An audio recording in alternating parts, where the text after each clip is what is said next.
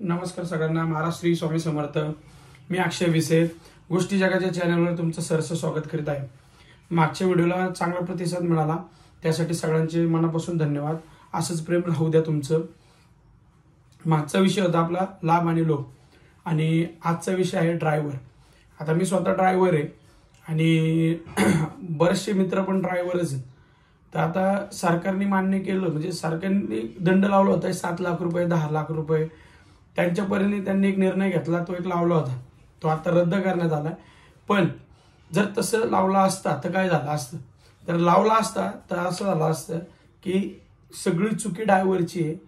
ज्यावेळेस गाडी धडकते त्यावेळेस चुकी कोणाची आतापर्यंत कधीच कोणी बघितलेलं नाही.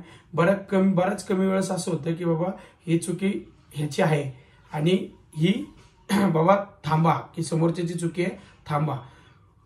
जर 7 लाख रुपये, 10 लाख रुपये जर दंड त्याच्यावर असता तर फर्स्ट ऑफ ऑल असं झालं असतं की लोक, म्हणजे जे गरीब आहेत ते स्वतः येऊन गाडी खाली जीवन दिला असता का, आता 10 लाख रुपये माझ्या फॅमिलीला भेटतील. आणि हे झालं असतं, 100% झालं असतं. कारण की काय प्रत्येक जण, आपण आता म्हणतो की महाराष्ट्रात असं नसतं झालं, पण महाराष्ट्राच्या बाहेर असे भरपूर गरीब लोक आहेत ज्यांना 7 लाख म्हणजे भरपूर अमाऊंट आहे त्यांच्यासाठी.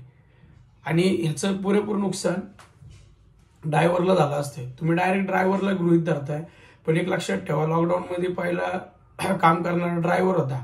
साफसफाई कर्मचाऱ्याचे तुम्ही साफसफाई, पोलीस, डॉक्टर, त्याच्यानंतर नर्स, ह्यांचे सगळ्यांचे तुम्ही स्मारक बनवले, काय काय चौकांमध्ये लावलेले, काय सगळ्यांचं अभिनंदन केलं. पण तुम्ही डिलिव्हरी बॉय आणि ड्रायव्हरचं अभिनंदन नाही केलं. ड्रायव्हर हा कंटिन्यू पळत होता, डिलिव्हरी बॉय हा कंटिन्यू पळत होता. त्यांनी सकाळ नाही संध्याकाळ नाही, त्याच्यामध्ये मी स्वतः होतो. कॅन्सरच्या लोकांना गोळ्या पुरवण्याचं काम माझं होतं. त्याच्यानंतर ना डंजो, स्विगी, झोमॅटो ही कामं आम्ही स्वतः करत होतो. तरी सुद्धा कुठेही त्यांचं नाव घेण्यात आलं नाही. का बरं बाबा, म्हणजे लोकांना आम्ही पण अन्न पुरवलं, लोकांना आम्ही पण मदत केली, मग आमचं का नाही? म्हणजे गव्हर्नमेंटची जेवढी लोक होती त्यांनाच तुम्ही गृहीत धरलं की हा बाबा यांनीच कामं केली, म्हणजे ह्यांनी रिस्क घेतली. आम्ही काय करत होतो, तुम्ही ड्रायव्हरला गृहीतच धरलेलं नाही. तुम्ही सरळ डायरेक्ट निर्णय तर घेतला की बाबा ड्रायव्हरला हे करायचं काय, पण स्वतः तुमच्या बी गाडीवर ड्रायव्हरच आहे. त्याच्यानंतर ना ॲम्ब्युलन्स ड्रायव्हरच चालवत होता, त्याच्या जीवावर पेशंट येत होती. हे लक्षात ठेवा, प्रत्येक ठिकाणी सगळ्यात मोठा वाटा हा ड्रायव्हरचा आहे. ऊस तोड झाली, ट्रॅक्टरमधनं कारखान्यात ऊस ड्रायव्हर नेतो, भले तो शेतकरी असू द्या. त्याच्यानंतर ना दूध टाकायला तुमच्या दारात बी ड्रायव्हरच येतो, टू व्हीलरवर का असं ना. मग कुठला बी तुम्ही ट्रकवरच लावले असं नाही. तुम्ही आज ट्रकवर लावला असता, उद्या आमच्यावर लावला असता. तर प्रत्येक वेळेस ड्रायव्हरला गृहीत धरू नका की बाबा ड्रायव्हरने असं केलं असतं, ड्रायव्हरने तसं केलं असतं. प्रत्येक वेळेस ड्रायव्हरची चुकी नसती. समोर पिलाला माणूस जर थांबल्या जागेवर येऊन धोकत असेल तर चुकी कोणाची धरायची? त्यावेळेस पण ड्रायव्हरला गृहीत धरलं होतं. त्यामुळं पहिला आधी बघा, कारण की हे सोपं नाही आमच्यासाठी. रोज आम्ही दिवसा निघालो, संध्याकाळपर्यंत गाडी चालवतो, तर बरेचसे किस्से आमच्या संग घडतात. त्यामुळं असं काही करू नका जेणेकरून ड्रायव्हरला पूर्णच त्रास होईल.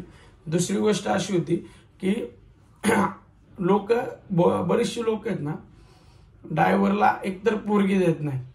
त्याच्यामध्ये तुम्ही असं केलं असतं तर पोरगी दिलीच नसती. म्हणजे आमच्या ड्रायव्हर भावांना डायरेक्ट बाबा मोकळे आम्ही, म्हणजे आम्हाला पोरगीच कोण देणार नाही.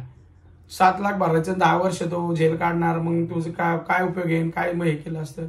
तर तुम्हाला नम्र विनंती आहे, पुन्हा असे परत नियम लावू नका जेणेकरून ड्रायव्हरांना त्रास होईल. असे बरेचसे नियम वेगवेगळे लावत लागले तर त्रास हा प्रत्येकाला होतो. आज बोलण्याचं कारण खास हेच होतं की जर तुम्ही हा नियम लावला असता तरची गोष्ट ही, पण तुम्ही माघार घेतला त्यासाठी तुमचं धन्यवाद. पण असं परत कधी करू नका. धन्यवाद. महाराज श्री स्वामी समर्थ.